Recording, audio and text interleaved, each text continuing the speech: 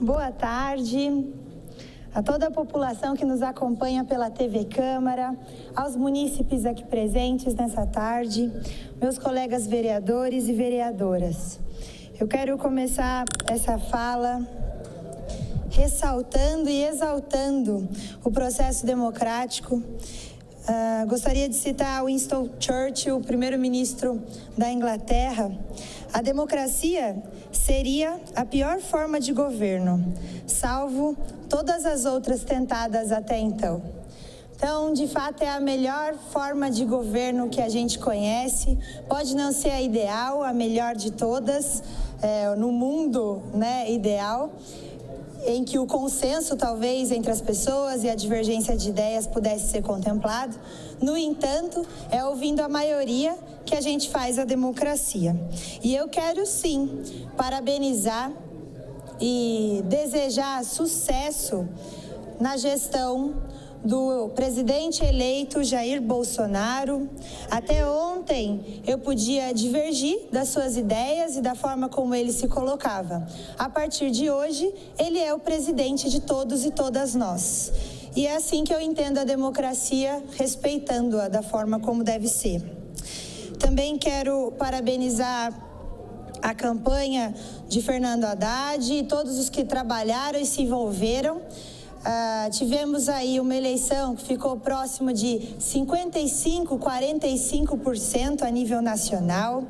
Então, temos uma democracia viva, em que não foi a esmagadora maioria da população que decidiu por algo, e sim, de forma equilibrada, as opiniões foram colocadas.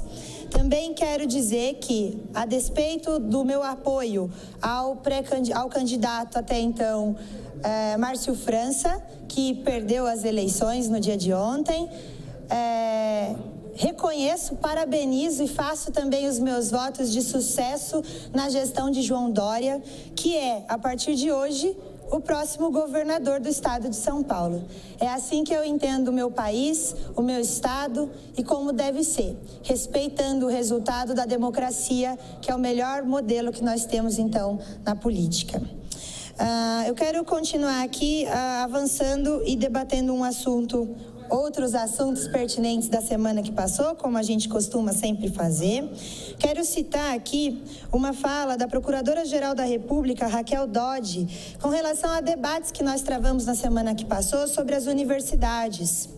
Por verificar que, no curso dessas medidas, há indícios claros de que houve ofensa à liberdade de expressão, de reunião, de cátedra, estou requerendo ao Supremo Tribunal Federal medidas no sentido de assegurar a plena vigência da Constituição.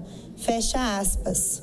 Também a presidente do Tribunal Superior Eleitoral, ministra Rosa Weber, abre aspas, a legislação eleitoral veda a realização de propaganda em universidades públicas e privadas, mas a vedação dirige-se à propaganda eleitoral e não alcança, por certo, a liberdade de manifestação e de expressão. Fecha aspas. Então, se restou dúvidas com relação ao ocorrido nas universidades do nosso país e da nossa cidade também, gostaria de colocar esse entendimento.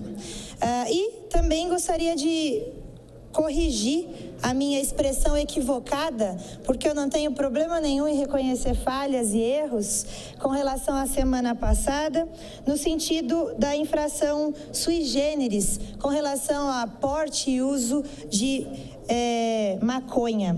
Nem contravenção, nem crime, é o que a doutrinação tem discutido. E é sim, de fato, algo sui generis na legislação do nosso país.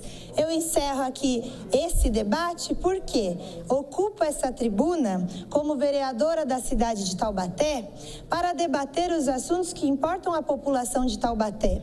E temas como este não competem a mim, vereadora, vir aqui nessa casa e travá-los, certo? Que fique para os nossos deputados lá em Brasília. A gente tem que se preocupar aqui, sim, com o tratamento em saúde pública para a nossa população, para os viciados, especialmente no que toca a esse assunto de drogadição. O vereador Bob citou o Pacto Federativo anteriormente. Eu espero muito que o presidente eleito Jair Bolsonaro possa trazer boas contribuições na separação dos recursos entre União, estados e municípios, para que, de fato, na cidade onde a vida acontece, a gente possa ter melhoria das nossas condições de orçamento público para melhorar a vida da nossa população. E aí, encerrando, eu queria transferir à mesa, na pessoa agora do vereador Bob, que ocupa a presidência, um questionamento da população via redes sociais na semana passada, vereador. Eu tive um entendimento tranquilo do regimento da nossa casa, mas em algum momento oportuno, acho que cabe à nossa mesa esclarecer a população como é que acontece e funciona a ocupação da presidência e da mesa da Câmara no período de sessões, porque restaram dúvidas, então transfiro esse questionamento da população. E para fechar, quero deixar aqui algumas novidades dessa semana. Está aberto um processo seletivo para ocupar um dos cargos do meu gabinete. Vou fazer um processo de seleção público, assim como em concurso público, para ocupar uma vaga do meu gabinete. Entre outras... O senhor me permite uma parte, vereador? Claro. Bob? Agradeço Vossa Excelência e quero registrar com pesar mesmo a perda dessa emenda importante que Vossa Excelência tinha feito ao projeto, um controle que geraria para a população, um projeto de autoria do prefeito. É uma pena, um pesar que essa casa não tenha conseguido manter, ao lado do posicionamento de Vossa Excelência, a derrubada desse veto do prefeito, porque geraria controle, sim.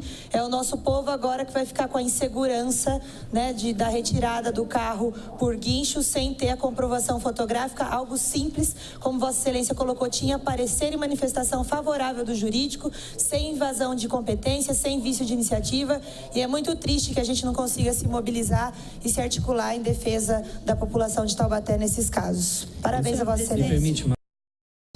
Boa tarde, senhor presidente, população. Mais uma vez venho à tribuna fazer discussão agora de um projeto que nós discutiremos e que tem grande relevância e importância à população de Taubaté e também à gestão pública.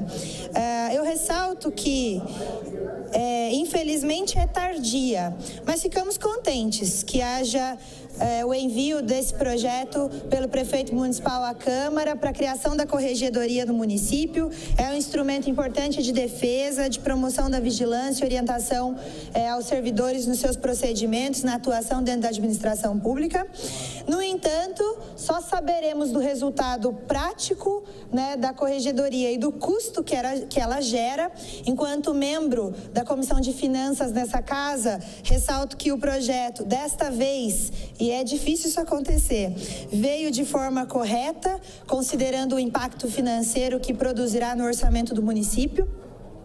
Mas, como eu disse, só veremos a eficácia, eficiência, efetividade da criação da corregedoria caso haja, de fato, na prática, resolução dos problemas atinentes à administração pública, à postura do servidor, por exemplo. E por que eu digo isso?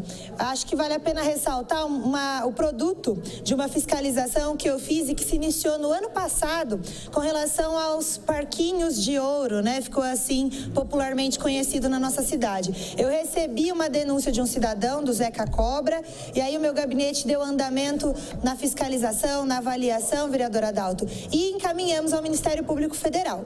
Mais de um ano depois, quase um ano e meio depois, na semana que passou, tivemos o resultado dessa fiscalização pelo Ministério Público Federal, que entendeu que não houve culpa dos funcionários da Prefeitura de Taubaté neste caso, mas que ele encaminharia à Polícia Federal para que ela investigue as 3 empresas participantes do certame. E por quê? Houve comprovadamente sobrepreço de 500%. Foram mais de R$100 mil numa compra em que se pagaria R$1.000 numa balança e a Prefeitura de Taubaté, vereador, comprou por R$7 mil. No meu processo de fiscalização, eu liguei como uma cidadã consumidora, como se eu fosse comprar um balanço para minha casa, e aí a empresa me venderia ela por R$1.000, mas para a Prefeitura de Taubaté vendeu por R$7 mil.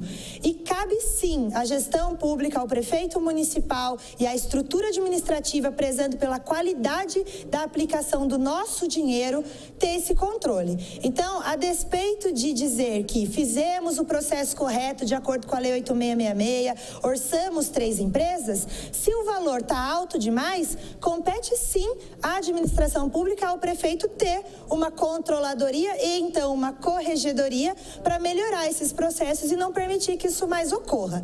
Agora a gente aguarda então o resultado da investigação da Polícia Federal e pode ser que as empresas participantes do processo, uma vez apertadas ali pela investigação da polícia, digam algumas coisas, né, com relação ao processo de compras e de licitação da Prefeitura de Taubaté. Pode ser que o prefeito nem esteja sabendo, né? Também não temos que fazer julgamento com relação aos funcionários. No entanto, não basta, não é suficiente dizer, fizemos 3 orçamentos e o preço foi com base nos 3 orçamentos. Horas, né? Cabe ali o princípio da economicidade e da proporcionalidade e entender que não deve custar R$7 mil um balanço para a administração pública. E fosse esse dinheiro melhor empregado, ao invés de um balanço, teríamos 7 balanços para colocar em 7 bairros diferentes, para que crianças e a população de Taubaté em 7 localidades diferentes pudessem se utilizar do lazer, né, que proporciona então a compra desse balanço feito com nosso dinheiro. Então é muito pertinente, muito importante, faço votos de que tenha sucesso e que, diferente dos processos de auditoria interna da Prefeitura que a gente tem visto atualmente, possa produzir efeitos a corregedoria, corrigindo de fato procedimentos administrativos na Prefeitura de Taubaté. Então é isso, encaminho meu voto favorável e acredito que vai ser uma iniciativa muito positiva. Parabenizo a administração pública por isso, ainda que tardiamente. Obrigada, presidente. Eram essas as minhas considerações.